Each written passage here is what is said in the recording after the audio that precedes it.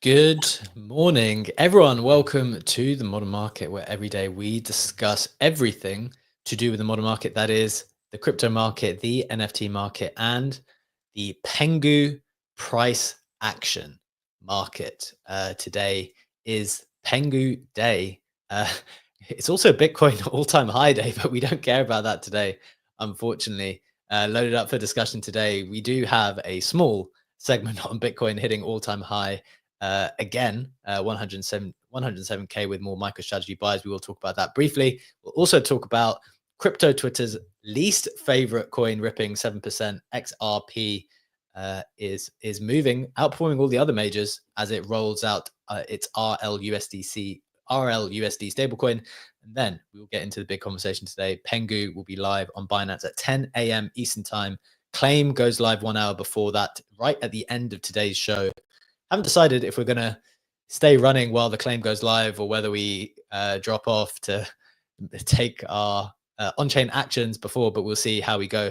As we go through, we'll talk all through our strategies, price action, targets, everything to do with that in just a little bit.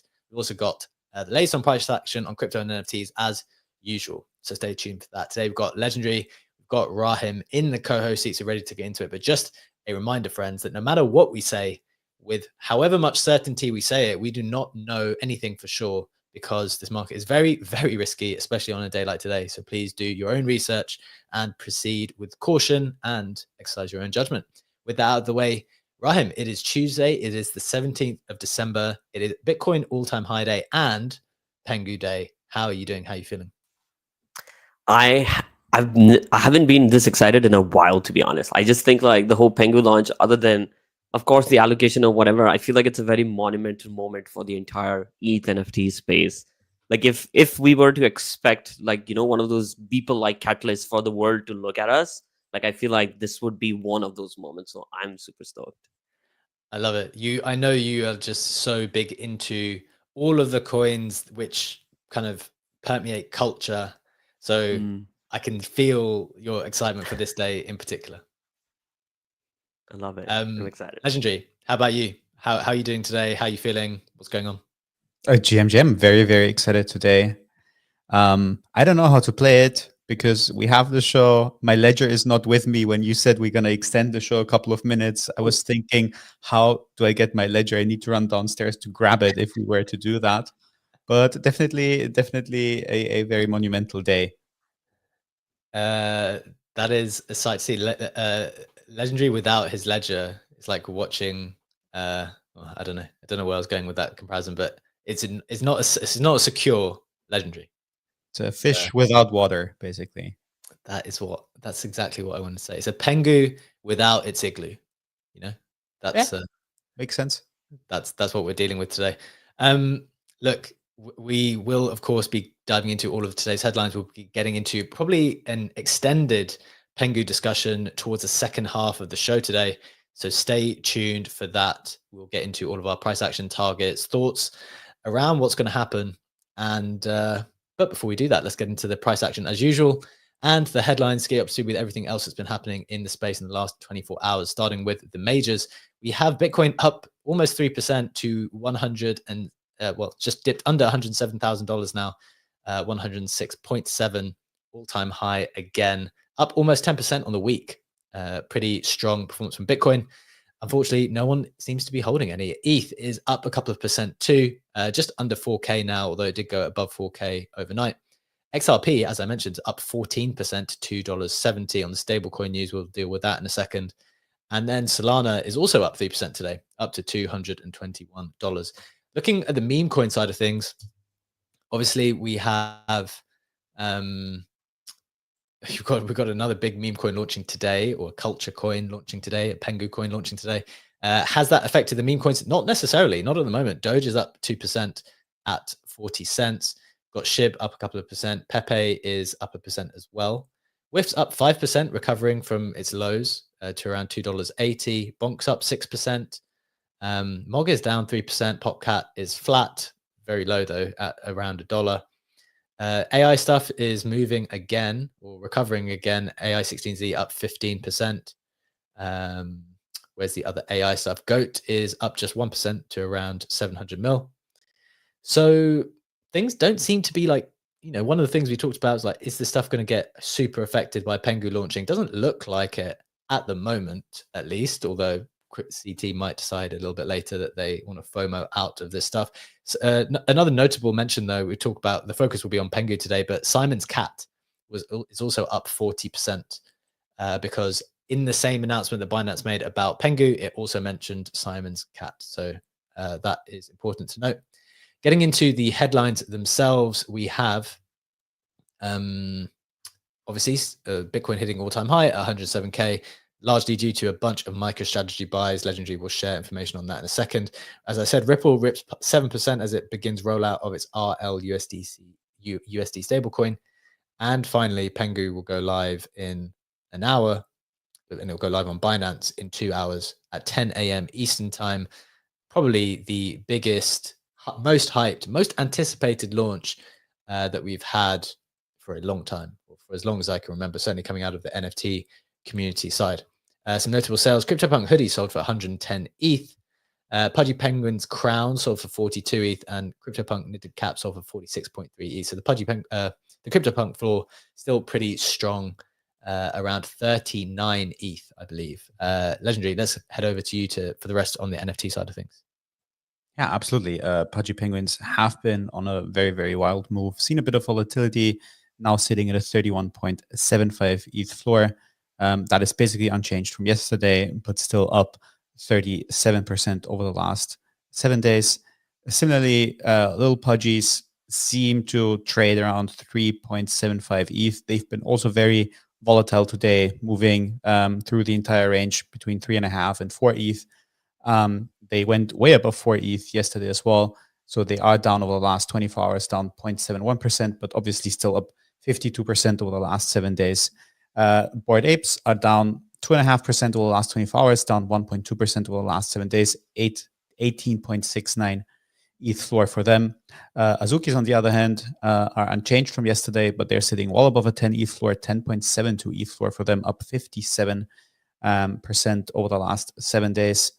Milady's down 6% over the last 24 hours, up 8% over the last 7 days, 5.64 ETH floor for them. Doodles down 1% over the last 24 hours, however, way more important, up 73% over the last 7 days, 4.5 ETH floor for them. And for some reason that I cannot fully understand, at least, Moonbirds are moving massively. They are sitting at a 1.16 ETH floor. They're up 32% over the last 24 hours and up 103% over the last 7 days, even outperforming, relatively speaking, Doodles with their move upwards. And it seems like that one wallet was sweeping Pudgies, sold a good amount of Pudgies, sold more than 1 million worth of Pudgies and bought Moonbirds. This is at least what I read on the timeline. I didn't verify it on-chain myself, but a couple people were sharing that. So that might be the case here. But again, I have no idea why this collection is moving so aggressively. That is the wrong bird, guys. It's the wrong bird of the day. However, just to that point, before we do the rest of the Web3 roundup, Crypto Mocha's big listener, friend of the show, shared this on my Twitter account. It said, "What if Moonbirds dropped Talons? Proof did raise 50 million back in the day. Yuga is known for their price action before announcements." I was like, who knows? Maybe this is the way those investors get back their money, given that aspect of the business, although it's been kind of taken over by Yuga Labs, maybe that's the way to get some of it back, right? Very open to that idea, but obviously not verified. Shout out to Crypto Mochas for sharing that with us. Getting into the rest of the roundup to get us through everything else, there's actually loads of interesting stuff happening today, which we definitely want to bring to your attention, although yes, we will focus on Pengu in a little bit. Anchorage Digital secured its BIT license in New York, expanding crypto services to large institutions. They are one of the only agency trading desks to receive a BIT license from the New York state. Their trading desk enables New York domiciled clients to take advantage of deep liquidity and cost-effective trading from a regulated entity. I've noticed Anchorage Digital mentioned quite a lot. I think they're an important entity. Wanted to bring that to your attention. Second, Athena Labs announces their USD TB, which adds more traditional stablecoin functionality to their stablecoin offering. Obviously, you have USDE, which is their synthetic dollar, but this is their version of a more traditional stablecoin that is backed by dollars and treasuries and is done in conjunction, in partnership with BlackRock's Biddle fund. So that's a pretty huge announcement for Athena. I wouldn't be surprised. I'll check in a second what the price action was on Athena on the back of that.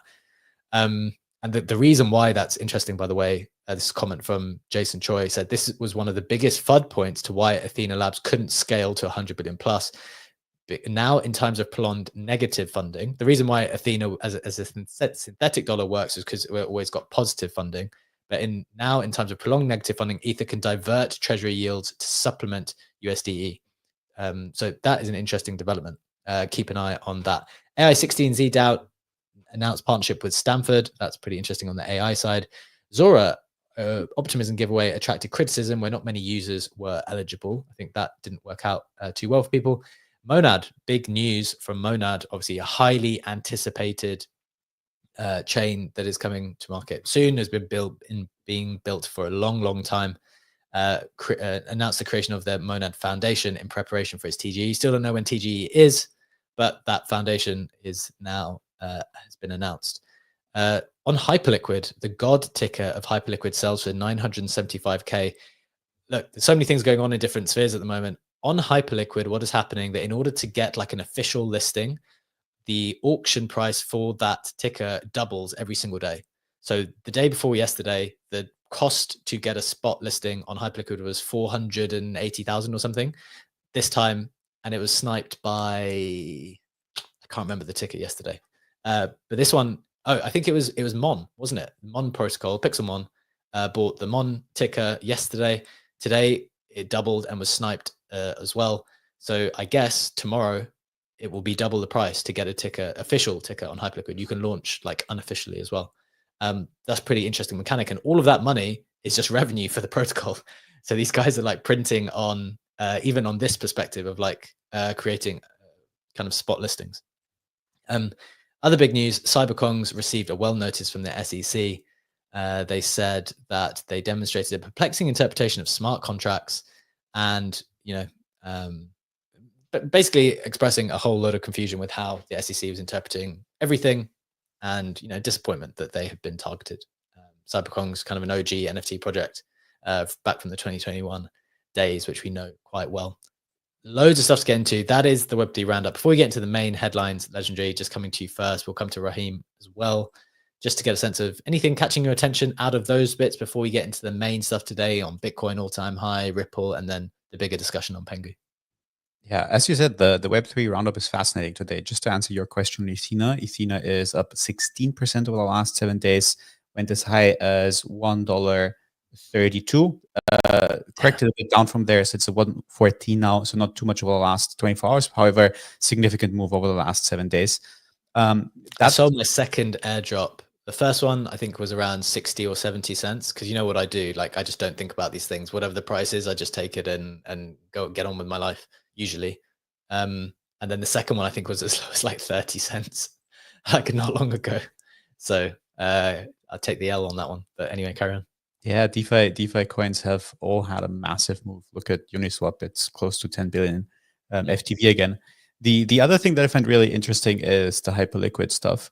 Obviously, with the double up mechanism, it's becoming like a noun style on steroids, because the price is not determined by the market anymore. I mean, it's partially determined by the market, but there is a mechanism in there to make the tickers more and more expensive. And at one point, maybe there won't be someone to buy a ticker because it gets just too ludicrous. But for right now, it's very fascinating to observe all of that.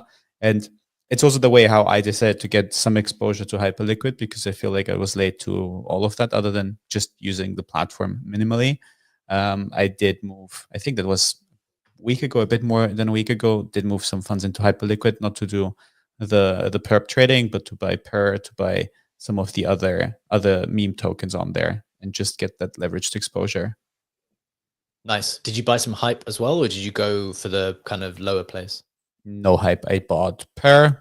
The most significant was Per, and then I bought an AI agent there, because I have to buy AI agents everywhere where they're popping up. Nice. Well, I think you would have done quite nicely on those as well, because I think the way it seems to work is so long as Bitcoin is strong, Hyperliquid is extra strong, and if Hyperliquid is strong, all of the memes are incredibly strong as well. That's kind of how it works at the moment. Rahim, before we get to the main headlines, anything catching your attention out of these other bits of news? Well, there's the Nifty Island TG also happening today, which has been completely overshadowed by everyone else talking about. I don't know if this is good or not. We were having this discussion earlier. I actually think it kind of sucks for them, like timing wise. But someone was making an argument that people may find like bigger upside moving their capital from Pengu to there. I was like, I don't know how much I agree with that. So I think that's there. I'm like just like more and more falling in love with the way Hyperliquid is just running as an ecosystem. It's almost like they're selling billboards now. And I think it's just like so nice for them to kind of be looking at revenue systems outside that, oh, let's just make my money on fees, which is what the basic principle for a lot of like DeFi and crypto ecosystems are. Everyone makes money on fees. But I think it's kind of nice to see that. So I think that's definitely piquing my interest. Otherwise, everything sounds good. You guys covered it. Yeah.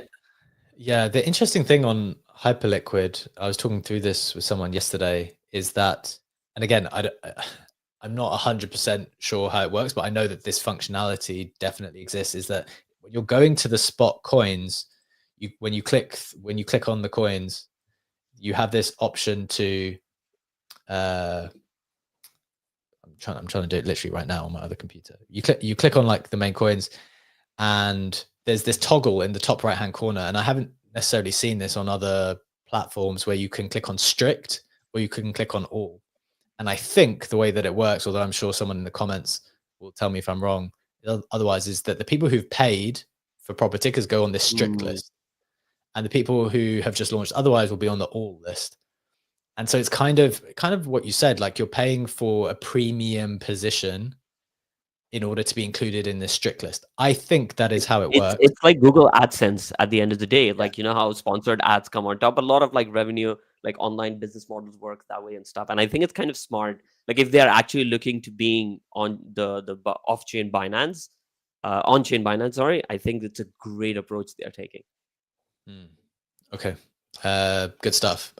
Very interested in the Hyperliquid ecosystems. Obviously, absolutely exploding. The price action has, it's actually pulled back a little bit today. It's now at $27 at the moment at $9 billion market cap. So has been up only since it launched. Sorry. So we've got, the main headlines to come. I thought we'd spend a little bit of time, Legendary, on this conversation about security on a day like today, where people are going to be like probably quite frantic, looking at on-chain opportunities, might be taking decisions quite quickly.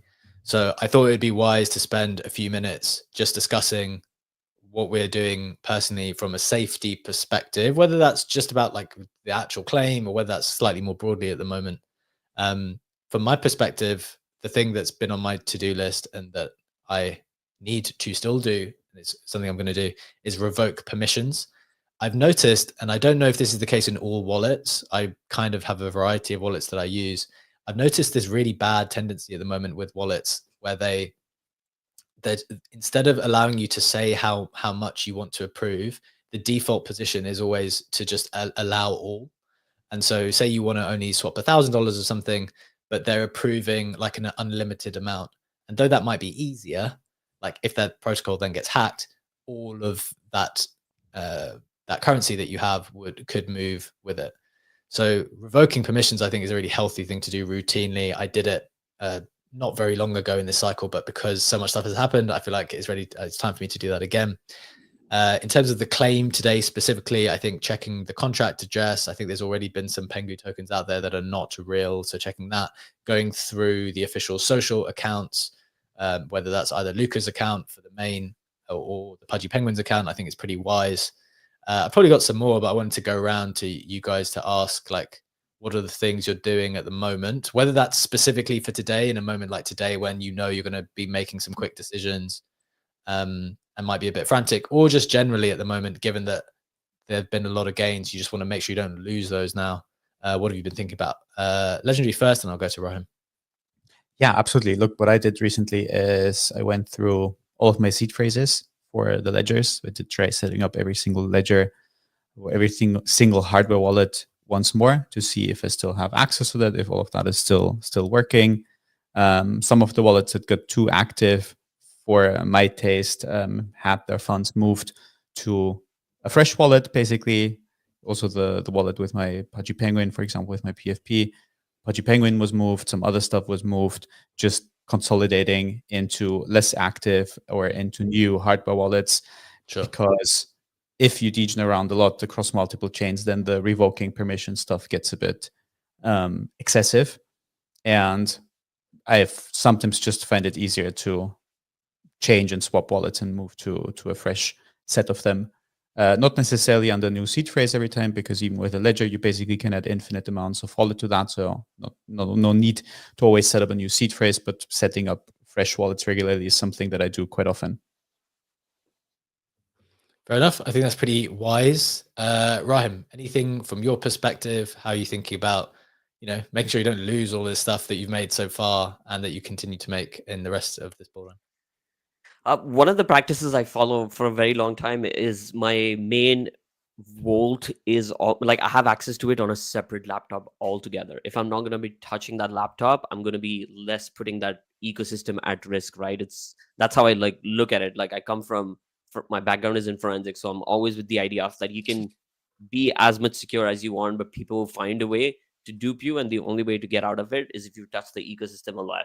So I personally like I don't think it's the craziest idea for someone to buy like a cheap MacBook or a cheap laptop out there, keep that as like your main thing. If you as I'm assuming everyone has, I have like 3 layers of wallet. So I have my vault, which I rarely touch, maybe like twice or thrice a year. I have an intermediary one, and then I obviously have my hot wallet. So my vaults, I touch them like 2-5 times a year. So I think that's something to look at. I also would like I don't know if you guys have done it, but Boring Security does like these classes every single week. So you can go to their Discord. They have these online classes. Yeah, you can learn about security. I don't know if they do now, but a while ago, they would literally give you ApeCoin to attend the class. So they're literally saying, we will pay you money to come and learn about security.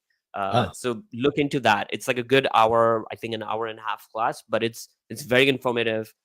Like there's no reason why, if you're here every single day, you're trading, there's no reason why you shouldn't be taking out an hour out of your life and just like attend one of those classes. 0x Quit and like a bunch of people, you'll always find them there. So make sure you look into that. Really, really good advice. We've got Alan in the YouTube comments saying Boring Security is great. I think that's really good. And I think maybe the point being, like, there's too much stuff going around, and there's too many gains to be had to then go and lose it in some like nonsensical way. And it seems to happen more often. It seems to happen way more than anyone would be comfortable with. So just wanted to touch on that on a day when I think a lot of people will be making a lot. There might be some frantic decision making, and aside from all of that, Bitcoin's also at an all-time high. So trying to protect the stuff that you make is, as you said, worth the hour of the week that you dedicate to it. Right, let's get into the main headlines today. We've got the bigger Pudgy Penguin discussion coming towards in just a little bit. We'll dive into the Pengu token and all of our thoughts there. So let's hit the other headlines first in a bit of a quicker way. Legendary, we're starting with Bitcoin hitting an all-time high, for whatever reason, taking a bit of a back seat today. $107,000, more MicroStrategy buying. What's the download here? Absolutely. As you say, it is a significant day for BTC, another all-time high. It's the 6th week in a row that we see MicroStrategy buying. On Monday, they purchased another 15,350 BTC for approximately $1.5 billion at 100.4K per Bitcoin. That puts the average price a bit above 60K in total. That, if you look at some of the other numbers, also means that there's, quote unquote, only $7.65 billion worth of shares that are remaining, which are available for sale as part of that planned $21 billion equity offering and $21 billion offering in fixed income securities to raise that total cap of $42 billion. Total holdings for MicroStrategy are now up to 440,000 or 439K BTC, worth just a touch over 45 billion. That is 2.1% of the total BTC supply. Company is not done. MicroStrategy will still go on to do that. Interesting enough that the brokerage firm Bernstein, who also were famous to say that they basically had missed the crypto opportunity, going heavy into it. It's now the time to do that. They are putting a bit more of a positive spin on that, as we've recently been a bit critical about the risk of those sustained BTC buys. And they're saying, look, as MicroStrategy buys more Bitcoin, the valuation premium normalizes with Bitcoin stock, the denominator going up at 18% leverage levels, convertible debt to Bitcoin net asset value. MicroStrategy has the room to issue more debt apart from tapping its equity at the moment. And if Bitcoin's price remains range bound around the $100,000 levels, we expect MicroStrategy to maintain its trajectory of Bitcoin buying. And that, on that note, one additional note on the stock price action is that the MicroStrategy stock has seen a 4% jump. It's now included in the NASDAQ 100. And if we extrapolate that, it's actually getting to quite absurd performance levels, as MicroStrategy is up 573% in 2024. That is way more than BTC's 150% gain, and obviously also way more than the still extremely impressive 29% that the S&P 500 did in 2024 so far. Love it. Fantastic breakdown there. Really good inclusion of like these additional numbers. I wasn't as close to some of that, so appreciate that, Legendary. Maybe you wanted to hear stats. I don't know if you're with us at the moment.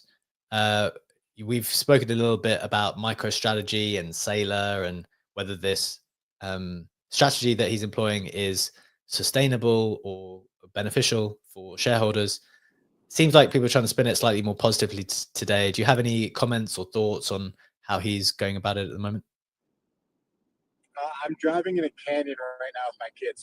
I'm not sure how wild the sound's going to be. A canyon that Legendary has actually driven through himself when he came to.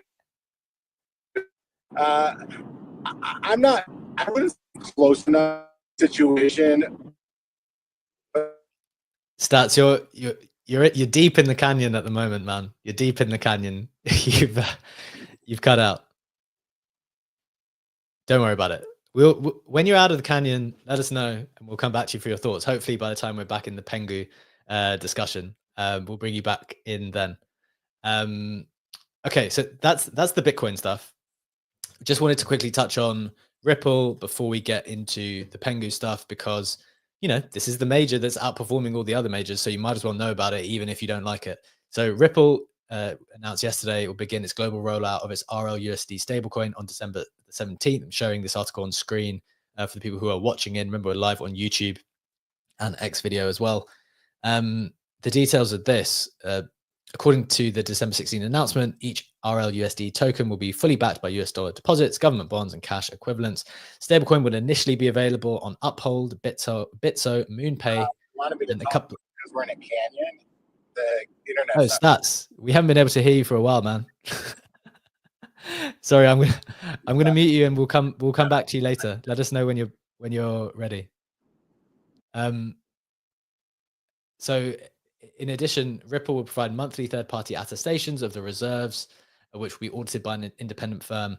I guess in essence, this is just another huge entity coming into the stablecoin game. We've been speaking over and over again about how big of a business opportunity the stablecoin business is. It is the best business in the world, or at least that's how it's been for Circle and Tether for a long period of time, who are able to hold your dollars and not pay you an interest rate like any other bank. So they hold your dollars, and then when they earn, they just keep all of that for themselves and basically buy Bitcoin with it and do other stuff. So I think that market is going to get increasingly competitive. We also just touched on Athena earlier as well, right? Who had their synthetic dollar product, but now have this alternative as well with the USDTB, which is kind of in partnership with BlackRock. So it's going to get way more competitive. PayPal also came into that arena not so long ago. So I think we're going to see increased competition here, and maybe, hopefully, some of those returns that they see will have to get passed on to users like ourselves. The Athena stablecoin is yielding, or was yielding, around 30% if you staked it not so long ago. And that's kind of, I appreciate there are other risks with that. That's kind of changed the game with stablecoins now, where people are going to have to figure out like how to how to compete with that. The Athena TVL went over 5 billion. So it's like it's aggressively marching up. It's also got some airdrop incentives at the moment. So that's the summary there. Legendary, just wanted to come to you briefly. Raheem, I don't know if you have any thoughts on that as well. Legendary first. Any reflections on Ripple and just the stablecoin market? Stablecoin market is tremendously important this cycle. I feel like it's a way more mature bull cycle in terms of being more rational with some of its pricing. Not saying that for the meme side of things, but there was big art collector, I don't remember the name right now, I just see the CryptoPunk in front of my face, was making the point that also on the art side we're being more rational, etc., etc. And it feels like that with that together, we've also seen a good influx in the amount of stablecoin circulating, and we've seen companies like PayPal and others trying to break into that market, and it's just becoming so relevant. So I think also from the perspective of Ripple, having that stablecoin component added to it makes perfect sense, and it's definitely fitting with some of the key narratives in this cycle. I like it. Raheem, did you have any reflections there? It's such a good balance between not wanting to park your bank, but also having a footing in a crypto world, right? I think like this is when you see like so many people. I've spoken about this before. Like I've met so many people from like certain countries, Turkey, Egypt, a couple of people, and they're just like talking about they don't want to invest in it. They still think like crypto is like this weird thing, that they're worried about the volatile nature of it, but they want to somehow not leave their money with their government. So I feel like it's like this perfect balance. And of course, just going back to what like Jure was saying, with like PayPal and all these institutions kind of having that approval, the stamp that, oh, we've been building financial ecosystems for a while and we are giving this like a thumbs up, I think kind of like makes it like a big deal and stuff. So yeah, I think it's kind of awesome to see that adoption happen. Good stuff. Okay. Very glad to be able to bring you those two important bits of news on a really stacked day of news, to be honest. The whole Web3 Roundup had important bits of news, but we want to get to the main headline for today right now and the discussion on that. Pengu is coming out today, the long anticipated coin from Pudgy Penguins. Legendary, going to pass over to you to get some core information out for the people who want to know. Just for the people to know this, we have 1,100 watching in across video platforms. We've got more than 200 in the space today.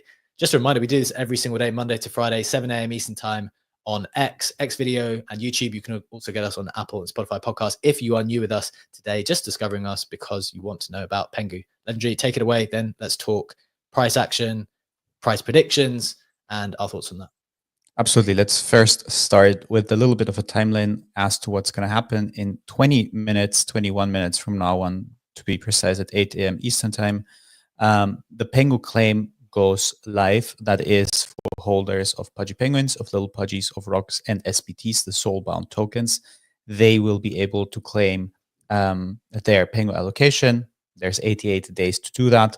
What's important there, also a quick reminder that the token is launching on Solana, which means you will need to have not only your ETH wallet ready with your holdings, but also a Solana wallet. That wallet should have at least $10 worth of Solana in order to be able to pay gas fees.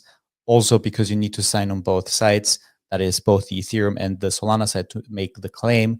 It's going to be way easier to do so if you do that via a desktop experience as opposed to trying it on mobile. One more point on that, for the Pudgy toys, the Pudgy World NFTs, which also come with their own Pengu claim, that ecosystem is built on Abstract Chain. So when Abstract mainnet goes live, which will be mid-January, there's going to be a layer 0 bridge for Pengu. After this bridge is live, the toy buyers will be able to claim their Pengu. So if you don't have a Pudgy Penguin, a Little Pudgy, a Rod, or a SPT, there's nothing to do claim-wise from the Pudgy ecosystem. That means if you have the Pudgy toys or the Pudgy World NFTs, those claims will be in January, which is important because I'm pretty sure that there's going to be false claim links for that. So keep that in mind. There's nothing to claim for toys and Pudgy World as of today. In terms of the further timeline, 1 hour after the listing, that is at 9 a.m. Eastern time at 2 p.m. UTC, the exchange listings will go live, including Binance, as well as basically all of the other relevant exchanges, Bybit, OKX, etc., that we've seen so far, to my knowledge, with the exception of Coinbase. I don't know if there's going to be Upbit either, but that trading on the centralized exchanges is going to go live 1 hour after that. And just one more data point in terms of the price action that we've seen on the pre-TGE market before we get into the further discussion.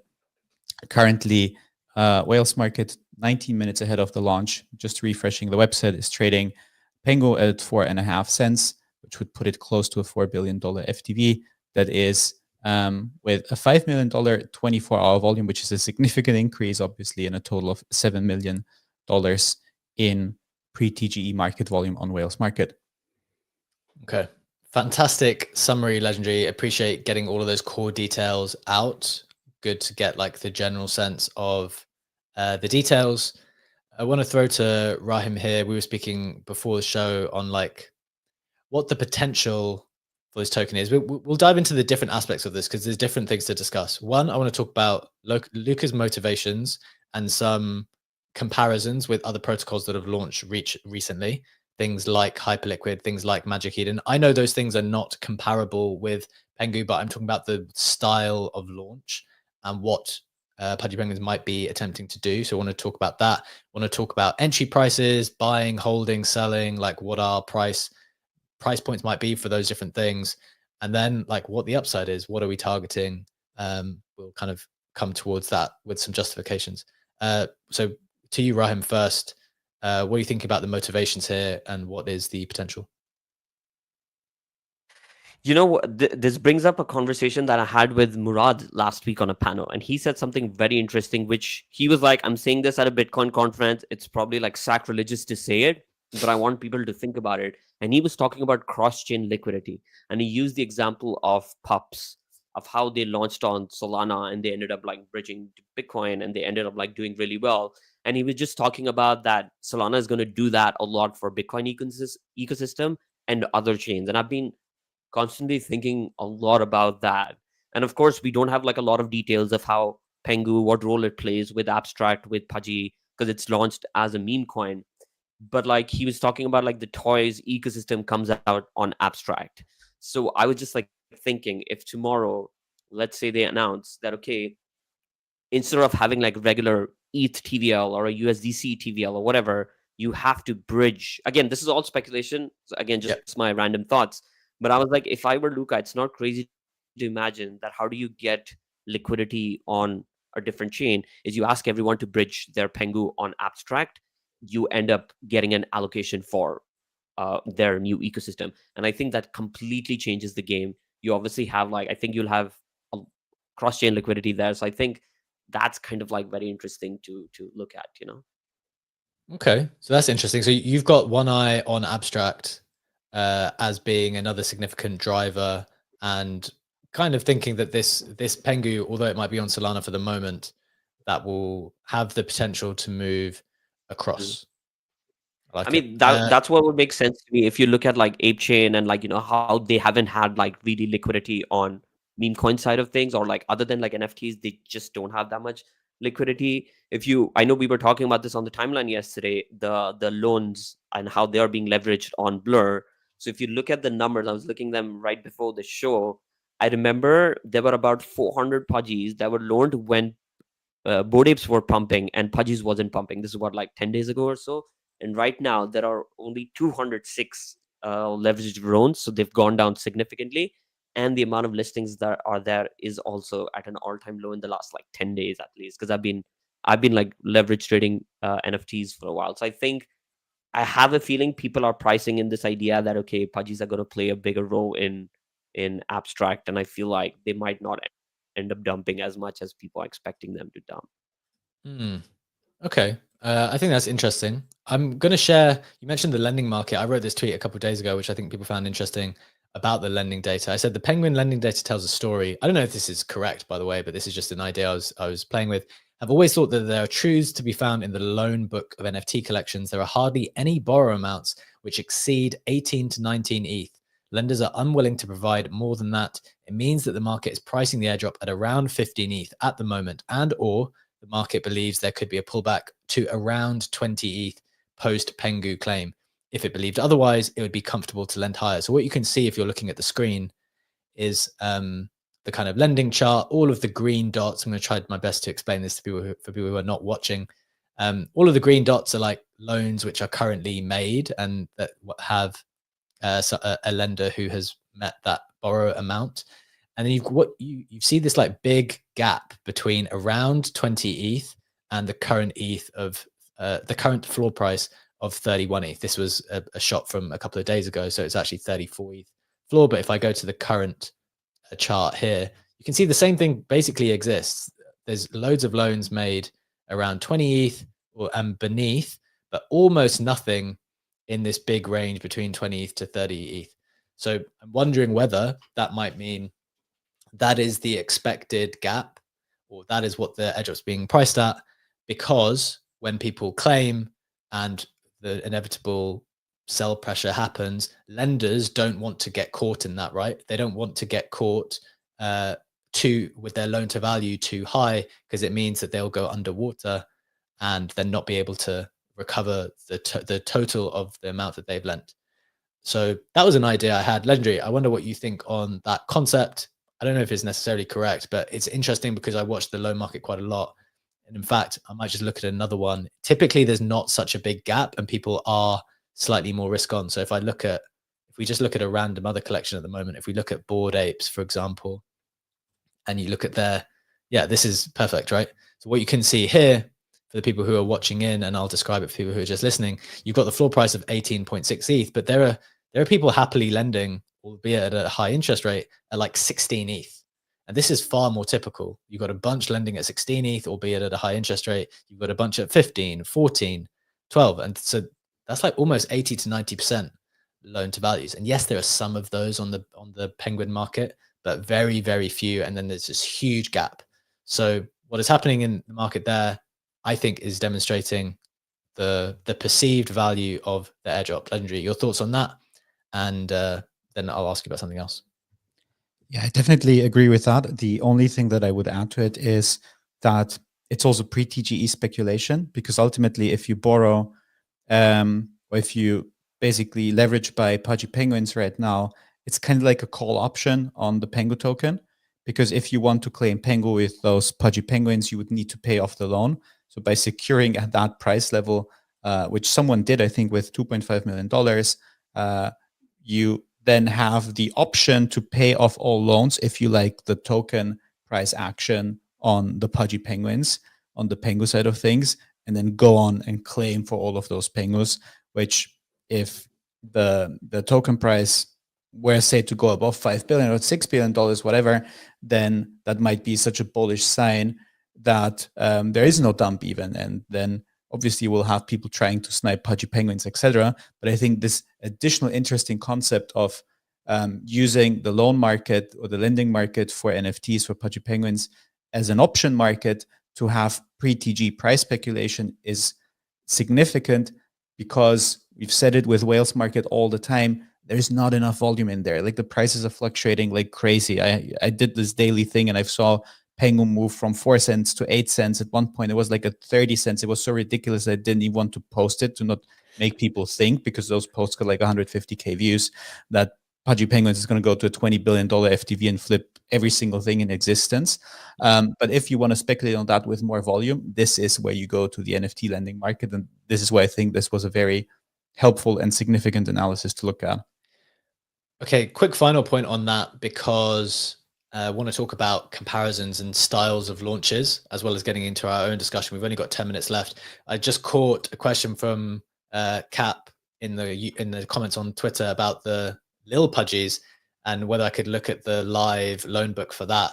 Sorry, guys, if you're holding a Lil Pudgy, the loan book is telling a significantly worse story. And I'm just communicating to you what I'm seeing in the book. What you can see here is a bunch of green dots as usual, which are loans made. You know, there are people happily holding their loans at around 2 ETH. The floor price is currently around 3.8. But what you can see in the kind of top right-hand corner is a bunch of loans that are now outstanding, as in the lender has cancelled them, and there has yet to be another lender to come in and enter into that loan. So there are a lot here between 2.7 ETH and 3.7 ETH, which have yet to find a lender, and they're already towards the end of their expiration date. I.e., if no one comes in, they're going to get liquidated. So there's a bunch here that are going to get liquidated in 1 hour, 4 hours, 6 hours, 11 hours, unless two things that can happen that can save this. One, you can have a bunch of lenders to come and step in, or the token comes out. Oh, in fact, if the token comes out and it's so good, then maybe the price pumps away and then someone comes in to step in to lend because the loan to value then becomes more attractive. So those are the two ways out of it for little Pudgy holders. Wanted to share that. So you know what's going on the lending side. I think it's pretty important to take a look there. But look, I want to keep the conversation moving because we've only got another 10 minutes or so. We've seen a bunch of launches, or two different types of launches happen recently. One, you have the high FDV and then like slow bleed. You really impress people. You hit the timeline. Everyone's super happy. Something like Movement Labs came out at more than 10 bill recently, and I think it dipped down to as low as 6 or 7. I'm not sure where it is now. You had Magic Eden come out at 5, went as high as 8, kind of dipped down also to around 3 to 4. And then alternative, you've got something like Hyperliquid, started super low, and then has just been bid up aggressively over time. Legendary, what do you think here? Is there, again, we have no idea. What do you think would be good here? To start low and just get bid up high, or to start high, impress everyone, have that, and then everyone's kind of happy, but people will inevitably take profits then? I think probably the second option of not just going up and to the right, of having a bit of a dump and correction of people wanting to take profits on that, which is a very, very fair thing to do, and not having this lingering expectation, when will people take profits. But also I'm saying this and I'm acknowledging that this is the hype situation, and the hype chart is just basically not dumping. It's just going up and up and up, and everyone like myself who's been waiting to buy hype on a dump is just getting laughed at by this ridiculous chart. And again, I said the only entry I found was via the meme side of things. So ultimately, I know it's a non-answer, but maybe it doesn't really even matter for the chart if it's going to have an initial retrace and then go up, or if it just keeps going up. Personally, I like the airdrop pattern more, where things go down and then go up again. But I don't know if it even matters with the launch today, to be honest. Okay. I think that's fair. By the way, you're talking about hype waiting for a dump. Hype is dumping right now to 26.4. I don't know if that counts as a dump because it was probably the price that it was yesterday, but it had gone up to 28 or 29. And so this is your chance if you want to get some. It's the only discount you get, huh? Yeah, that may be the best discount you get. Taking the other end of what Legendary was saying, and again, this is just for people to come up with their own ideas and thoughts and listen to both sides of it. I think like one of the things we've never seen in this space is like how together the Solana ecosystem has come towards this launch. You've had like Phantom and Magic Eden, and you had like all these. CoinGecko yesterday ended up putting out that Pudgy Penguin. The Bitwise investment CEO manager, he put out that PFP. I just feel like I haven't seen this. Goes down, and we won't get deep into it, but I remember Brad was talking about it on his Twitter of how ETH has become like this bureaucratic dinosaur, how Bitcoin is. And he was talking about that happens with adoption and decentralization. And I was like, I agree, because someone was arguing with him. And I was like, I actually compared it to like let's compare Dubai to New York. Like Dubai is like a new city. You have less old baggage that you're carrying. A lot more ecosystems are connected to each other. So I'm like, if I am Solana, if I am like, from all these institutions, you had like the Solana founder has its PFP. Like this is your catalyst moment for Solana to like really come in front of the eyes. We've been talking about, you still go on the streets. People know about Bitcoin, Ethereum, and Doge. People, if you guys remember that like a video that Choose Nick had posted ages ago of asking people on the street. Again, this is also a year ago or so.